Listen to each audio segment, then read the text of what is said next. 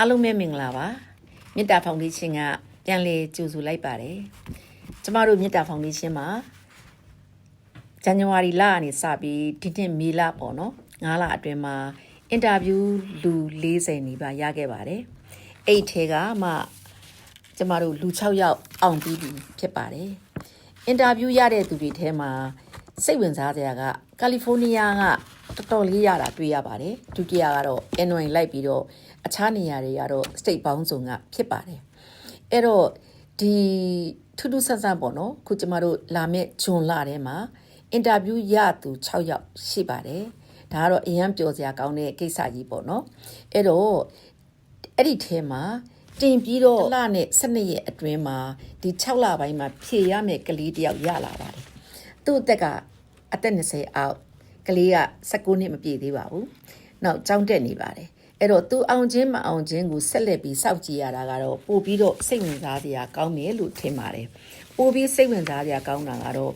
အဲ့ဒီကလေးလေးဒီသူတင်ခဲ့တဲ့နေ့နဲ့သူဖြေရမယ့်နေရာပေါ့နော်ဒါကဒီကလေးပါနောက်တစ်ယောက်ကကြတော့ဒီစင်တာမှာပဲဒီနေ့ဒိတ်မှာတင်ခဲ့ပြီးတော့ဒီဖြေရမယ့်နေရာလေးတူးနေတာပါအများအဖြစ်ဒီဆန်ဖရန်စစ္စကိုမှာတင်တဲ့ကလေးတွေအောင်တာကိုကျမတို့မြစ်တာရုံးကတော်တော်လေးခံစားလို့ရပါတယ်အဲ့တော့ကျမတို့ဒီမြစ်တာမှာဒါပြီးခဲ့တဲ့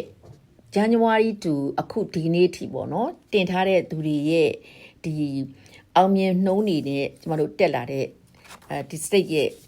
နေရာတွေကိုပြသထားတာတွေ့ရပါလိမ့်မယ်အဲ့တော့ကျမတို့မြစ်တာရုံးဟာဒီကလေးတွေကိုကျောင်းသားလေးတွေတင်တယ်အချိန်တူတူလေးမှာအင်တာဗျူးရတယ်အချိန်တူတူလေးမှာအောင်မြင်မှုရတယ်ဆိုတာဟာကျမတို့မေတ္တာဖောင်ဒေးရှင်းဟာဘာတွေလုပ်ပေးလို့ပါလဲအဲ့တော့သူတို့ရဲ့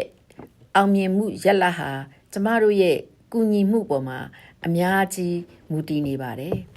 တခြားမေတ္တာကမဟုတ်တဲ့သူတွေလည်းပဲအင်တာဗျူးရတဲ့အခါမှာ